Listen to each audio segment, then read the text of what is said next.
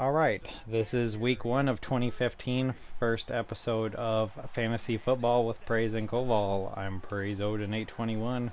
With me is Dr. Major Koval.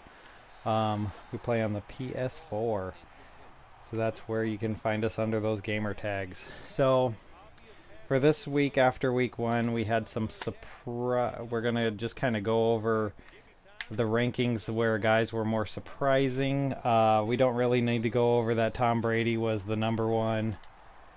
Tom Brady finished number one because that's kind of expected. So we're just kind of going to pick out stuff where kind of wasn't expected and talk about that. So, the QBs, number 2, Carson Palmer. Number 3, Marcus Mariota. I don't know if you saw that one coming at all. Number 5 is Alex Smith. He is the number 5 starting quarterback with the highest amount of points, even though he had 3 touchdowns. Still no touchdowns to a wide receiver, which has been over a year now without a wide receiver touchdown for the Chiefs.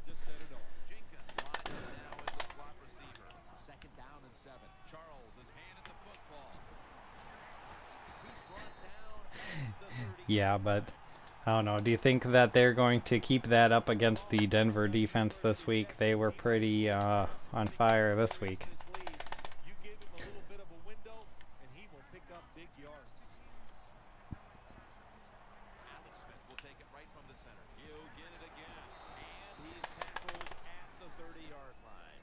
Yeah, the problem with week 1 is some teams come out on fire and other teams don't, and then, you know, you can't really tell who's really, and some teams got the pleasure of having to play like a Tampa Bay or one of the terrible teams, so you can't really base a whole lot off of just week 1. But all right, the running backs. Number 1 was Micah Hyde, so anyone who drafted Micah Hyde with his 182 rushing yards is pretty solid. Within his 2 touchdowns for 33.6 points, depending on your scoring type. Chris Ivory was number 3, who I was lucky enough to pick up in quite a few leagues, actually, just due to the fact that he was always there, like, pretty late in the draft. Bishop Sankey, number 4, who I believe pretty much most everybody was off of the Sankey train and onto the Cobb train. Then we had Oh, Carlos Hyde, yeah. Quit yelling at me, you're not my real dad. And then, yeah. Then we had Abdullah, number 9.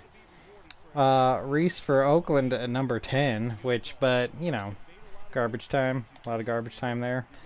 And Cunningham was number 14.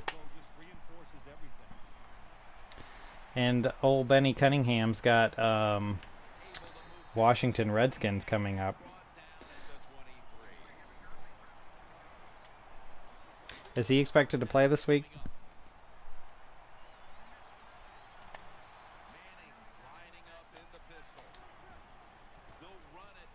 Yeah.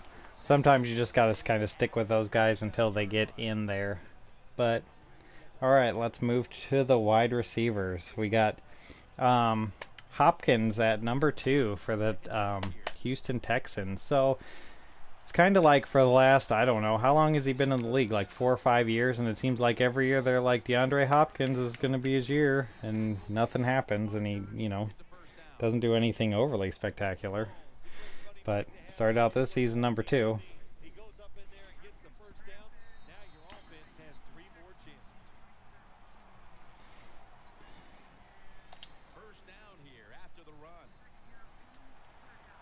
Yeah.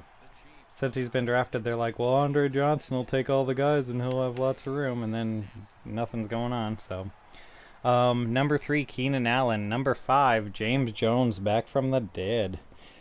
That's what Oakland will do to you. And Kendall Wright at number 6.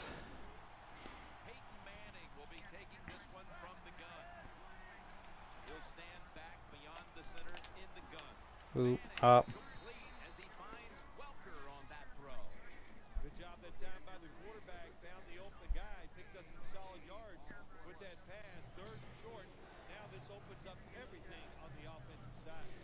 I know. Yeah, I know everyone. everyone was really talking up Davante Adams this year, and then so it was a little disrupting to see James Jones getting everything. Oh, look, I'm playing last year's Madden game, so I still have some Julius Thomas to throw to here. I'm playing the Thursday night game for this week, so it's Casey or Denver at Casey.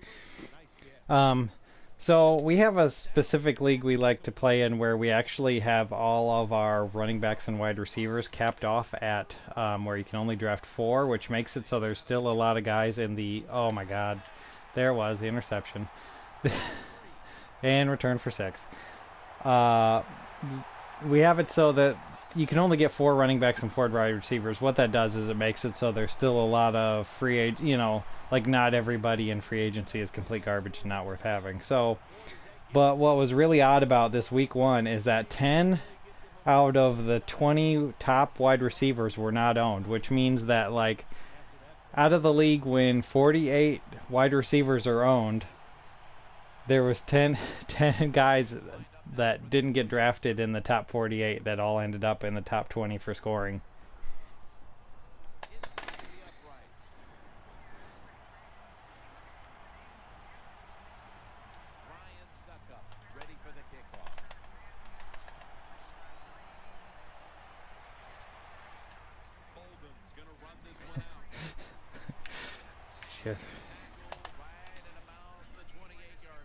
Travis Benjamin. Alright, so we got tight ends. Now, the only thing that was really weird with the tight ends, I thought, is that of the top 13 tight ends, all of them had touchdowns. So, kind of a lot of scoring for tight ends that a lot of people weren't really expecting due to the fact that everyone was all on board for after Gronk. Pretty much nobody was worth getting, and there was a lot of points scored at tight end.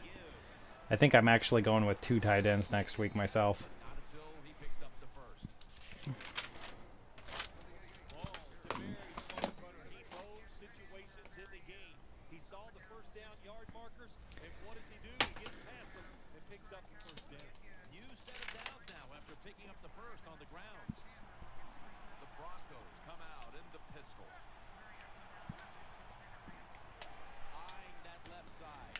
Yeah.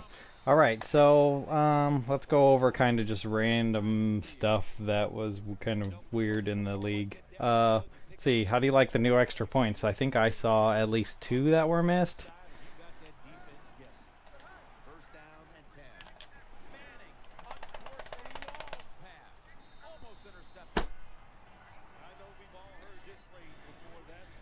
Yeah, so that's a lot. It's a lot better than the automatic ones of old. I'd rather see that. I think it's a little more exciting than, though don't worry about it because they're all gonna because they're all gonna get caught.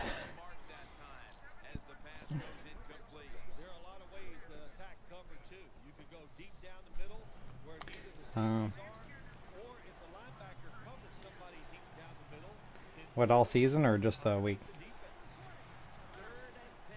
All right, so are you buying the Rams DB and that lights out?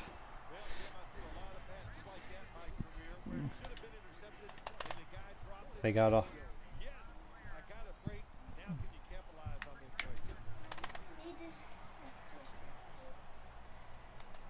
Yep.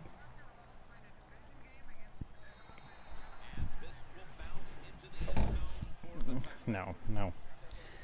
Oh, but they got what's his face now? That guy. Yeah. Yeah, that's kind of what I thought when they did that. I'm like, they're kind of known as a running team with Lynch, and they kind of gave up the starting center for that. Just seemed kind of weird. Let's see.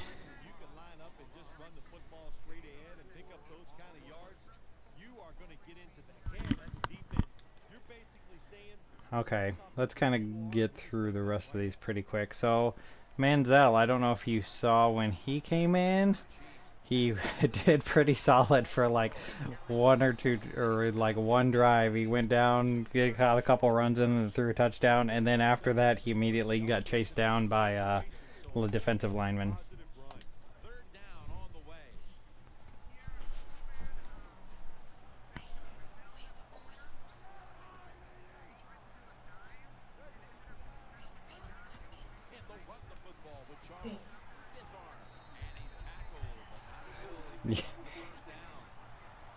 Yeah. A running back must always know the situation. Third and short, don't be looking to break it outside and go for the big run. Get the first down so the offense can stay on the field. Nice job.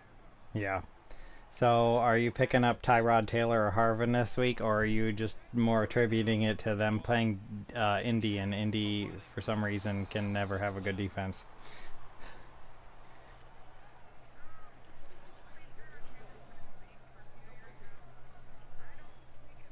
Second down coming up.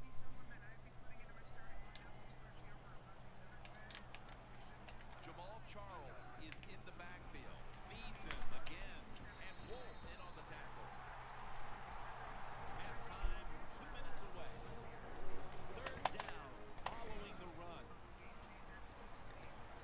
Yeah. Plenty of defensive backs out on the field for this one. Yeah. Setting up screen. Okay, so I don't know about you, but when I was watching the Green Bay game with Eddie Lacy, do you find it at all odd? Like, he's as big as the offensive lineman. 10 years ago, He's ginormous. screen pass on third down, but offenses are so varied now. I was just like, maybe he should just be playing O-line. Come on. Execution on that play and picked up a first down. Yep. All right, so we got found it odd. Lamar Miller. No, come on. All right. So Lamar Miller going into the fourth quarter of the game where it was score was 10-7 in the fourth quarter, and Lamar Miller only had 6 carries on the game. Like, do you think that's kind of indicative of how Miami kind of feels about him, or think there's anything to read into that, or just kind of weird? Like, it's not like they were so far behind or what anything that they really need to sling it. It was 10-7. Looks like he's still about a yard short of the first. The Chief, a lot of people like to throw screens and run draws. No, they look deep down the Yep. field. It's not there. All right, we got Frank Gore out with a calf again. Andre Ellington out, which, so would you rather have CJ2K or Johnson out of UNI? Third down, offense trying to pick up the first. To be fair, Johnson did end up getting a big run. Or no, he got a big pass, like a 55-yard touchdown pass right at the end of the game, which would probably help. Here's the pass. Complete. Kind of, I'm hoping, I picked him up in a few leagues. I'm hoping that it'll help them realize that they should probably use him 6-yard field. instead of Chris Johnson. Like, you know, come on, really? Let's see. Kendall Wright had a big day. Mariota. Now, was Mariota good, or was the Bucks that bad? In the first play. Well, look, that was definitely not a gimme. You got to look at it. Takes a perfect snap, hold, and a kick, and they just missed it. First down at the 46. He's looking to the right here on this throw. Smith's there to make the tackle. Second down after that pass play. Offense lines up here. Manning's going to take it from the gun. He'll keep it on the play fake. The defense gets a sack. Well, I know this feeling. When a blitzer's coming, nobody's there to block him. There's nothing you can do as a quarterback, but try to protect yourself because you're going down. Let's see what they do on this third down situation. Manning comes out in the pistol. Manning over to Thomas. When you get in these situations, there's not much you can do. Third and long, not easy to pick up first downs in these Murderer's row. situations. Yeah. All right, so we'll do some quick hits. I don't know if you watched any of the Denver game. CJ Anderson, just, I don't know. He didn't look pretty meh. Just kind of, I don't know. Nothing seemed like it was going on. Let's see. Breeze crunch time. He was going a lot to Colston when they were trying to drive down to score at the end of the game. It seemed like it was all Colston all the way. Like, he threw, it was either flat passes or Colston. There was no Brandon Cooks, who was getting a lot of talk, or anyone else.